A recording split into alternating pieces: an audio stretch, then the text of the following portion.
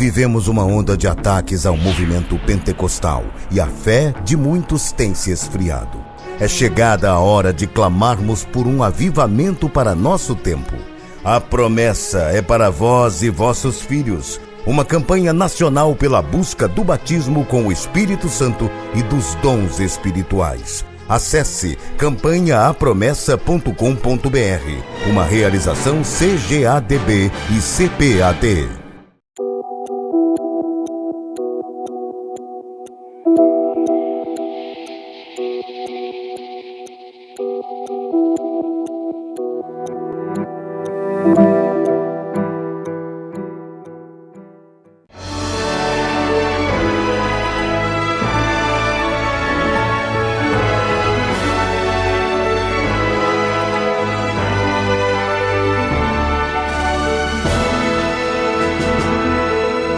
Subsídios. Lições Bíblicas. Jovens. Lição 5. O caráter da pregação de Paulo. A paz do Senhor, eu sou o pastor Natalino das Neves, pastor auxiliar no Templo Sede da Assembleia de Deus em Curitiba, escritor, comentarista das lições bíblicas de jovens da CPAD e doutor em teologia. Antes de iniciar a lição desta semana, quero fazer 3 pedidos para você. Que você clique aí no gostei, joinha, tem um positivo abaixo do canal do YouTube. Peço também que você clique lá no sininho para você receber as informações a respeito das novas postagens. E que também se inscreva no canal. Assim, você terá acesso a todas as informações, as postagens, e também será atualizado constantemente a respeito de atualizações.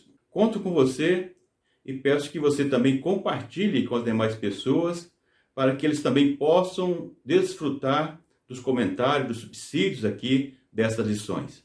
Vamos então à lição desta semana. Lição 5. O caráter da pregação de Paulo. Texto do dia. A minha palavra e a minha pregação não consistiram em palavras persuasivas de sabedoria humana, mas em demonstração do Espírito e de poder.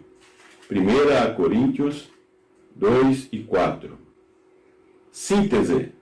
O poder da pregação não está no conhecimento secular ou no desempenho da oratória, mas na fidelidade à mensagem do Evangelho que pode transformar a vida de todo aquele que crê. Leitura bíblica. 1 aos Coríntios, capítulo 2, verso 1 ao 7.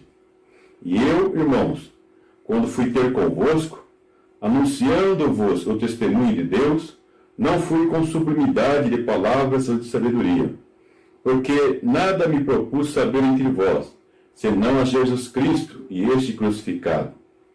E eu estive convosco em fraqueza, e em temor, e em grande tremor. A minha palavra e a minha pregação não consistiram em palavras persuasivas de sabedoria humana, mas em demonstração do Espírito e de poder, para que a vossa fé não se apoiasse em sabedoria dos homens, mas no poder de Deus. Todavia, falamos sabedoria entre os perfeitos, não, porém, a sabedoria deste mundo, nem dos príncipes deste mundo, que se aniquilam, mas falamos a sabedoria de Deus, oculta em mistério, a qual Deus ordenou antes dos séculos para a nossa glória. 1 Coríntios 2, 8 a 13. A qual nenhum dos príncipes deste mundo conheceu, porque se a conhecessem, nunca crucificariam ao Senhor da glória. Mas, como está escrito, as coisas que o olho não viu, e o ouvido não ouviu, e não subiram ao coração do homem, são as que Deus preparou para os que o amam. Mas Deus nos revelou pelo seu Espírito, porque o Espírito penetra todas as coisas, ainda as profundezas de Deus. Porque qual dos homens sabe as coisas do homem, senão o Espírito do homem que nele está? Assim também, ninguém sabe as coisas de Deus, senão o Espírito de Deus. Mas nós não recebemos o Espírito do mundo, mas o Espírito que provém de Deus, para que pudéssemos conhecer o que nos é dado gratuitamente por Deus. as quais também falamos, não com palavras de sabedoria humana, mas com as que o Espírito Santo ensina, comparando as coisas espirituais com as espirituais. Praticamente já passamos aí um primeiro mês do trimestre, né? Estamos agora na lição de número 5, uma lição interessantíssima que vamos abordar a respeito da pregação do apóstolo Paulo. Veremos nessa lição que, embora o apóstolo Paulo era alguém capacitado, alguém com uma grande capacitação secular, alguém com uma grande capacitação ministerial, alguém considerado destaque dentro da sociedade antes de conhecer a Cristo, que após o conhecimento de Cristo e a sua transformação e a sua conversão, não confia nesses requisitos que ele tinha, mas ele se entrega totalmente ao poder de Deus para anunciar o Evangelho que o havia transformado, que ele tinha experiência de vida e que ele sabia a eficácia do poder desse Evangelho, e ele confia, sim, no poder deste Evangelho e não na sua própria capacidade. É evidente que Deus usou todas as habilidades e as competências do apóstolo Paulo, foi Deus quem deu. Mas o apóstolo Paulo aprendeu que acima de tudo estava o poder de Deus, estava a eficácia da mensagem do Evangelho. Iremos constatar nessa lição que, apesar das acusações, dos ataques dos falsos líderes, dos falsos mestres da cidade de Corinto, caluniando o próprio apóstolo, questionando até a sua capacidade, o seu apostolado, nós vemos que ele não se baseia nisto.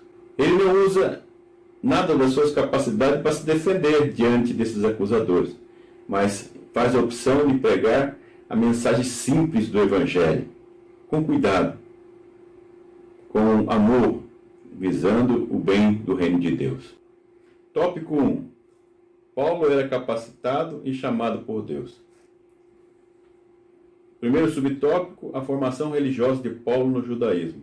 Como todos os judeus, o apóstolo Paulo recebeu, na diáspora, fora do território de Jerusalém, ali a sua formação religiosa, dentro de casa, como era costume, que eles recebiam na sinagoga, e também a sua formação dentro de casa. Nós temos que reconhecer que os membros da religião judaica são cuidadosos com a questão da religião. Mas também ele aprendeu na sinagoga, aprendendo a palavra de Deus, como é ensinado desde criança. E também, acima de tudo, no final da sua adolescência, início da juventude, nós vemos ele já estando aos pés de Gamaliel, aquele que recebeu o título de Rabone, o único, aquele que é o mestre dos mestres, respeitadíssimo no judaísmo. E lembrar que naquela época não era o discípulo que escolhia o seu mestre, mas o mestre que escolhia o discípulo. Então ele tinha capacidades, tinha habilidades para serem identificadas pelo rabino, para aprender aos pés de Gamaliel. O próprio apóstolo Paulo se define como um religioso zeloso quando estava no judaísmo. Muito ele havia aprendido, mas nós vemos que nada se compara à experiência que ele teve no caminho de Damasco, a sua conversão ao encontro com o Jesus ressurreto. Aí houve uma verdadeira transformação. A formação educacional e ministerial de Paulo, uma das 3 principais universidades da época, que era que ficava em Tarso. Ali existia uma grande influência das filosofias estoicas, grandes mestres ali eram daquela região. Paulo recebe uma boa influência intelectual, porque ali tinham pessoas com boas formações e a cultura era elevada. Mas quanto à formação ministerial, é importante ressaltar que o apóstolo Paulo, apesar de todo o conhecimento que ele teve, que ele adquiriu, e a experiência na religião judaica, nós vemos que ministerialmente o apóstolo Paulo, após a sua conversão, ele não sai imediatamente pregando o Evangelho. Então, você tem aí na lição, tem no livro, eu amplio um pouco mais, sobre essa formação, como demorou anos para ele começar a rever, ele começou a analisar tudo o que ele havia aprendido das Escrituras, revendo a partir de Cristo, para depois ir a Jerusalém, depois ser lançado e a Tarso, enviado a Tarso, Antioquia, e ser enviado depois para as viagens missionárias. Então ele não foi oportunista na relação ao ministério. Ele esperou o seu tempo, ele se capacitou, ele buscou um aprimoramento no conhecimento espiritual e também a releitura das escrituras judaicas a partir da boa nova do Evangelho de Cristo. E nós vemos que só a partir de então é que ele parte para pregar o Evangelho, em especial para o território gentil, né? O chamado como apóstolo dos gentios. Então, diferente de que muitos aventureiros hoje, o apóstolo Paulo esperou o seu tempo, se capacitou e foi humilde, né, para rever aquilo que ele havia aprendido e se colocou à disposição de Deus no seu ministério. Autoridade do apostolado. Nós vemos que o apóstolo Paulo ele faz referências ao chamado de profetas do Antigo Testamento, ao defender o seu apostolado. Então ele faz algumas referências, citando como que ele foi chamado, fazendo uma relação da maneira que muitos profetas do Antigo Testamento famosos foram chamados, para demonstrar que ele foi chamado diretamente por Deus, não era um aventureiro. E ele afirma que ele foi chamado pelo próprio Senhor ressurreto, Cristo ressurreto, no encontro que ele teve com Jesus, e recebe esse chamado para ser o apóstolo dos gentios. Então não foi um chamado qualquer. E o Paulo faz isso porque, como já vimos em lições anteriores, alguns falsos mestres estavam questionando o seu ministério. E ali ele estava comprovando que foi chamado pelo próprio Senhor Jesus, para demonstrar também que ele esteve, que ele viu Jesus, que era um dos critérios também para a canonização dos livros bíblicos. E vemos que ele teve essa experiência acima do normal para a sua conversão e depois para a sua transformação e crescimento no ministério. Para pensar, você tem buscado, como Paulo, se preparar para o chamado que Deus tem em sua vida?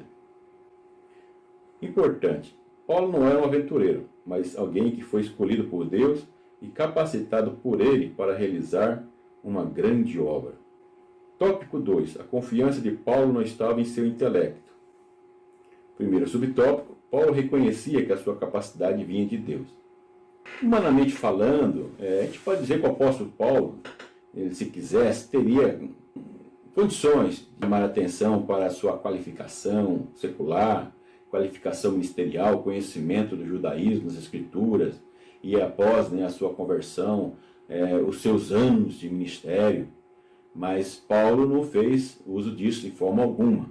Só para diferenciar de muitos hoje que, mesmo sem qualificações, querem demonstrar aquilo que não são. O apóstolo Paulo não tinha essa preocupação. Apesar de toda a sua experiência e a sua qualificação, ele reconhecia que dependia da graça de Deus. Ele deixava bem claro a sua dependência de Deus. Aqui eu quero só destacar como que muitas pessoas, muitas vezes, porque eu citei agora anteriormente, que ficam querendo se gabar e mostrar aquilo que não são, traz alguns exemplos negativos, né, para as demais pessoas. Lembro aqui de uma pessoa que em um determinado momento, na época, eu ainda era mestre em teologia, nem tinha ainda o doutorado, nem pós-doutorado. E alguém chegou comigo na época, e eu era evangelista, se não me engano, na época também. E ele chegou para mim com um anelzão no dedo, né? E perguntou para mim assim: pastor, cadê o seu anel? Eu nunca vi o senhor usar anel e tal. Eu falei: não, eu não uso. Mas por que o senhor não usa? Eu falei: eu acho que não há necessidade. Mas o senhor tem uma boa formação, o senhor é formado. Você aí que o senhor tem 2 graduações, tem 2 pós-graduações, tem 2 mestrados. Eu falei: não, mas isso não acho necessidade de usar o anel. E daí eu falei: e teu anel? Qual que é a sua formação? O que você se formou? Eu falei: não, isso daqui é para dar uma força aí e tal, né? Dar um destaque, um ibope, né? Para chamar atenção, né? Muita gente usa e tal, né? Aí ele pegou e me deu um cartão. No cartão constava lá: fulano de tal, conferencista. Eu falei: nossa, que bom, rapaz, você é um conferencista. Eu tenho vontade de ser um dia também, mas nunca ministrei uma conferência. Quais as conferências que você já ministrou? Eu falei: não, eu sou pregador, eu prego nas igrejas, nas pregações aí. Por que você coloca conferencista? Então eu peguei e dei uns conselhos para aquele. Era um jovem, muito jovem ainda, um obreiro, acho que era diácono da igreja. E dei uns conselhos, era cooperador, melhor dizendo, na época. Dei uns conselhos para ele. E no Face também ele tinha todo lá um destaque de conferencista. e depois eu vi que ele tirou, sabe? Depois que deu esse conselho para ele e tal, parece que ele deu uma repensada. Mas isso é só para mostrar que tem pessoas que querem demonstrar, querem se aparecer e acham que para serem respeitados precisa demonstrar alguma superioridade em alguma relação a alguma coisa. Nada disso é necessário. O apóstolo Paulo deixa bem claro aí que ele tinha uma boa formação, mas que confiava mesmo era em Deus. Segundo subtópico, Paulo não usava de nenhum tipo de ostentação humana. Do verso 1 ao verso 5, então o apóstolo Paulo nos faz lembrar de quando ele esteve em Corinto, né, quando iniciou a fundação da igreja, ficou lá por 18 meses. E com isso ele faz as pessoas lá começar a pensar também como que o apóstolo Paulo se comportou. Bem diferente dos líderes, né, tanto os gregos, romanos e os judeus também, esses três povos que se destacavam, como que ele, sendo um líder na igreja, ele agia totalmente diferente daqueles líderes, que eram arrogantes, orgulhosos e tratavam as pessoas com menosprezo, as pessoas que eram consideradas inferiores, né? Já estudamos sobre isso. O apóstolo Paulo não, tratava as pessoas de forma igualitária, né? Independente de gênero, a partir de cor, de formação social, classe social. Vemos que o apóstolo Paulo ele tratava as pessoas de uma forma igualitária e promovia a equidade entre as pessoas. Então ele não se baseava nas suas posses, não se baseava no seu conhecimento, mas ele tinha como base o exemplo de Cristo, né? Da humildade, do respeito à dignidade das demais pessoas. Ao contrário dos demais, ele fazia questão de não ser venerado, né? Pelo que ele era. E trabalhava acima de tudo, né? Era fazedor de tenda, como eu já disse, que era algo desprezível, principalmente pelos gregos. Mas ele não estava preocupado com isso, estava preocupado em fazer a obra de Deus. Paulo faz isso porque ele mesmo deixa claro para que a fé dos seus ouvintes, a fé dos crentes em Corinto, não se baseasse em sabedoria humana, mas sim no poder de Deus, na simplicidade do Evangelho e no poder do Evangelho. Subtópico 3. Paulo confiava na revelação do mistério da sabedoria de Deus. Paulo confiava, então, na revelação, né, do mistério da sabedoria de Deus, como nós já vimos na lição passada.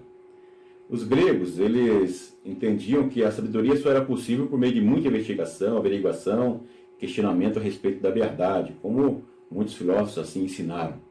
Esse processo científico de investigação é importante e ajuda-nos a fazer certas interpretações. Paulo conhecia muito bem isso, como já citei, né? Ele vem de uma formação também do mundo grego, mas ele não baseava isso como a prioridade ou como o principal na questão da busca da sabedoria divina.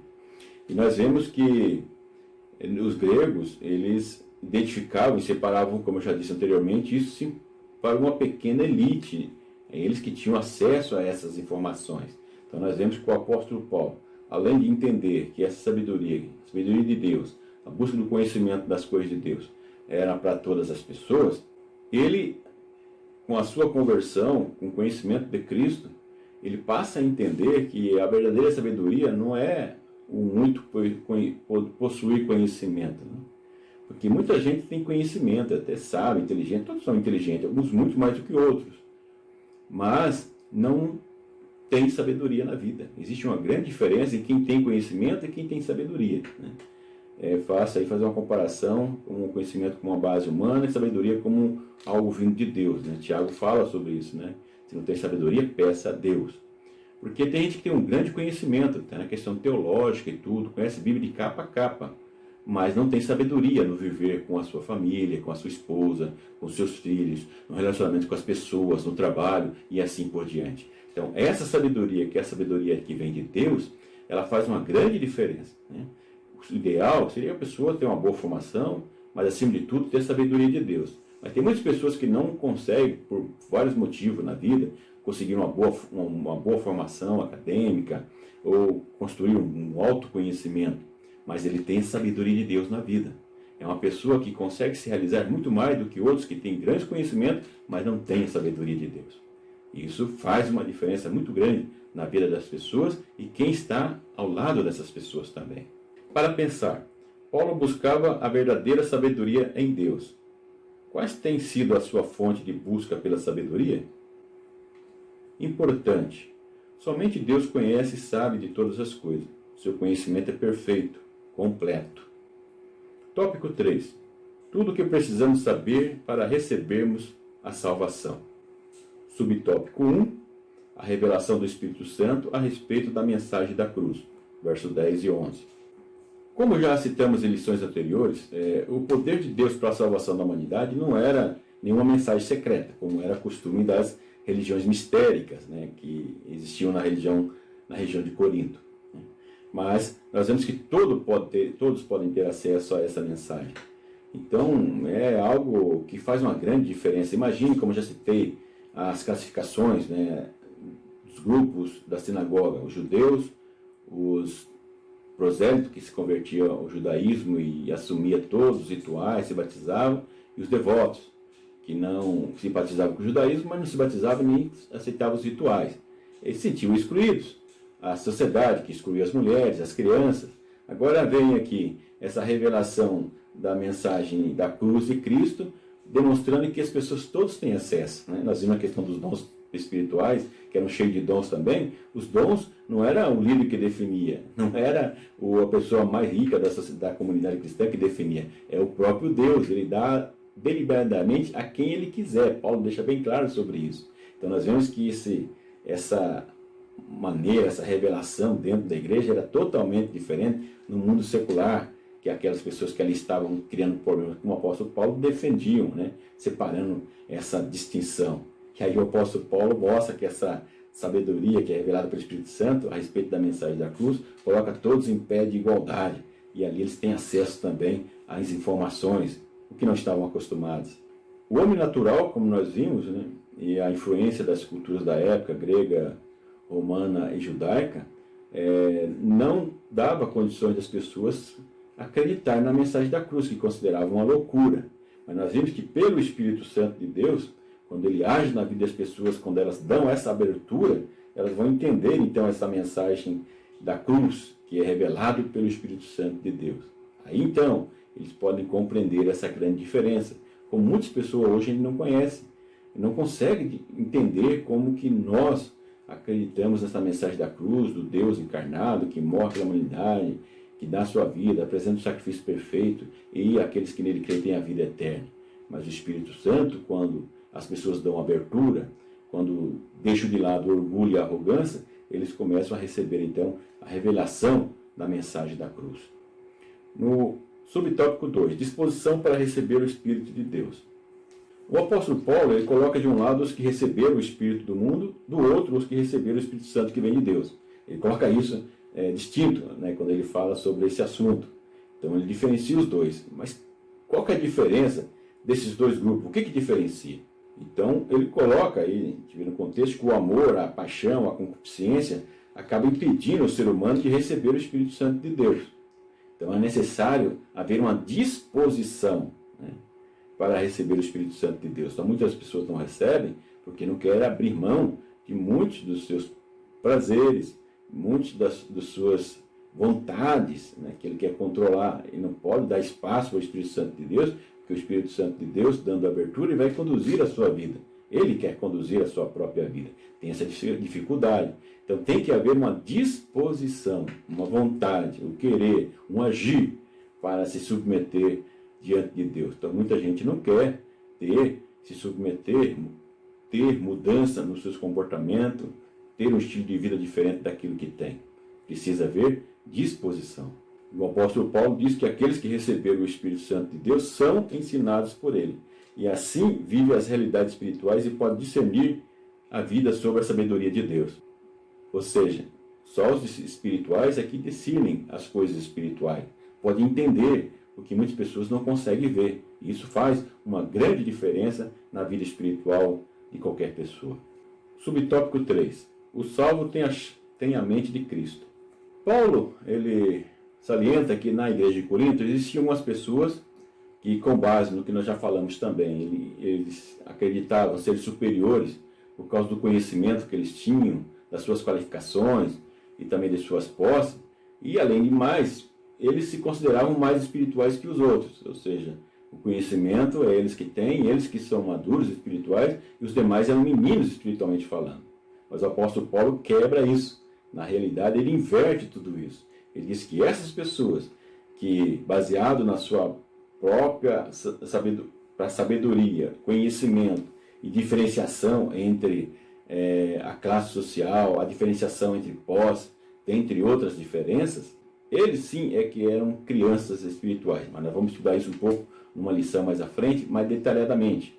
Mas Paulo acaba comprovando que eles é que agem como crianças, em especial em relação às divisões, partidarismo, baseado em atender os seus próprios interesses e não deixando que a coletividade, o bem comum, falasse mais alto. Não sendo espirituais, o apóstolo Paulo deixa bem claro que eles não poderiam entender a mensagem que o apóstolo pregava, porque era uma mensagem espiritual.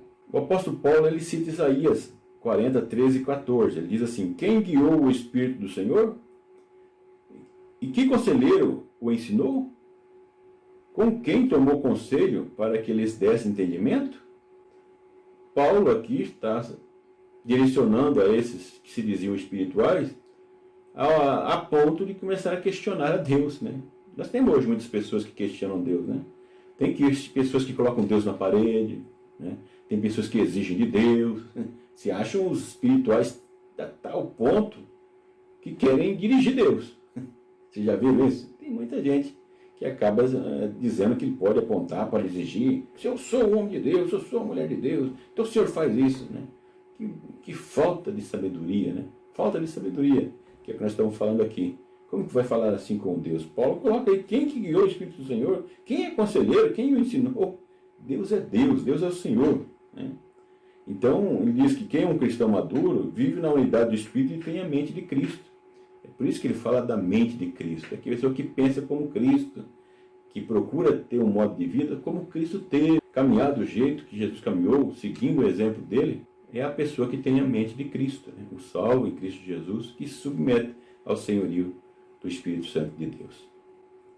Para pensar, você tem a mente de Cristo? Seus pensamentos são puros, santos? Importante, o homem que tem a mente carnal jamais vai conseguir entender as coisas espirituais. Somente o Espírito Santo de Deus em nós faz que venhamos a entender o ensinamento divino. Considerações finais. Nós vimos na lição de hoje que o apóstolo Paulo teve uma excelente formação educacional religiosa com os melhores mestres, incluindo o principal rabino do judaísmo, Gamaliel. Então nós vimos que o apóstolo Paulo não era alguém desprovido de uma boa formação, tanto secular como religiosa e como ministerial. Depois, quando se converte ao cristianismo. Então nós vemos que ele tinha uma boa base, não era um aventureiro. Depois nós vimos que ele não se vangloriava disso, mas de sua experiência de conversão, de sua disposição para receber o Espírito Santo de Deus e ter a mente de Cristo. Então isso não era o mais valioso para o apóstolo Paulo. Foi útil, foi importante, quando ele recebeu a sabedoria de Deus e soube administrar tudo isso. Mas para ele o mais importante era a experiência que ele tinha de conversão com Deus, a sua disposição, né, para receber o Espírito Santo de Deus e seguir a vontade de Deus. Por fim, nós vimos que é essa experiência com a sabedoria de Deus, o Evangelho de Cristo, que ele anunciava. Então ele tinha propriedade da sua conversão para identificar o que realmente valia a pena, o que era uma vida sábia diante de Deus, e é o que ele ensinava para que os crentes de Coríntios pudessem seguir esse exemplo também, e serve para nós hoje, nos dias atuais, seguir esse mesmo exemplo. Muito obrigado pela sua atenção, e não esqueça de clicar ali no joinha se você não clicou ainda, não esqueça de clicar no sininho, se inscrever se você não se inscreveu ainda no canal, e compartilhar com as pessoas que você conhece. Muito obrigado, que Deus continue abençoando e até a próxima aula. CPAD, a editora da Escola Dominical.